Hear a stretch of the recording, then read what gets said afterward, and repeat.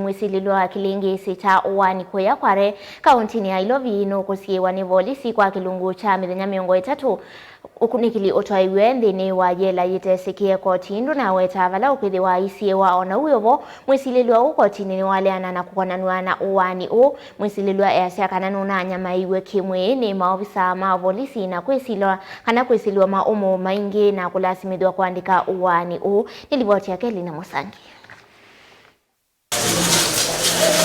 Mwisililw'a wa Uwaani Collins Jumaisi Khalusha na ulona wetie kwitha owaite na kutamanga miaka 42 na kwikia mii Kware ni mwikisioni cha Kware kauntini Embakasi South ni waweta kana maovisa ma volisi ni methitwe nunanyamaaiwe kumaiki wambini kwiyo. This juncture, it's best to give him a chance.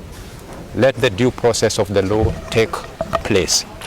Yeah, yesterday we were treated to some circus, and today as we come to court we would expect that whatever evidence that was paraded, it will be produced to court. We expect that whatever the prosecutor or otherwise that shall be producing to court. Kwina na lawyer wake John Maina ndegwa ni kana Mwisililw'a uwa na umbulile siko easya kusaniti na wakunyamaswa ni maovisa ama volisi na wala waya koti munenge mwanya wakwata uiti. Person gives a confession, there are due processes in which it is done. Remember that the respondent, as per now, he's under police custody. What goes around, nobody knows. So the manner and the circumstances in which he gave the confession, we cannot talk of now at this moment. Kumana na kemo ovisa madisiye ni mavodhi isenzake ima weta kanani ovisa umona muma ise Mwisililw'a kuandika statement kiseseni cha volisi. Morning up to mid-morning. Wataudi siya ni meanda halusha siwe matuku 3 maendesi ukunikili Uwaani weta kalekua na waendesi siko isa kinyamusi ya kumawaka kutilanga miyo na kuikia mii kuniani kuwarini We wouldn't want them to seek more days for evidence.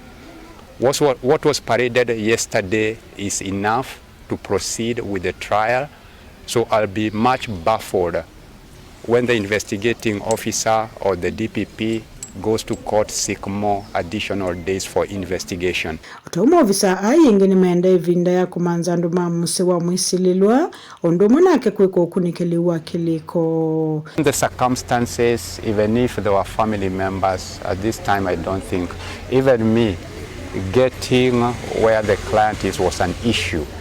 So when you talk of family members, it becomes a tall order. At this instance, was going to that question. Yeah, at this Have you been instance, able to access your client? Yeah, I never had the opportunity. That's why I'm saying when you talk of family members accessing him, it becomes a tall order at this moment. Mwisililw'a makwani kotini wa Makadara Irene Gishobi otau nunaingia maovisa madisiye mwanya wa kumusia Mwisililw'a vandu va matuku 39 kuminukili ukunikili. Sham. Yeah, because what they are seeking under miscellaneous application is to seek more days. Yet yesterday you saw the acting Inspector General and the counterpart DCI parading some purported incriminating evidence. Why would they do that yesterday? Yet today they are coming with a miscellaneous application seeking more days.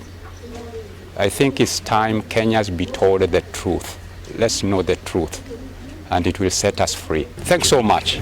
Ripoti ya Lingua Maumu ni Lina Musangi.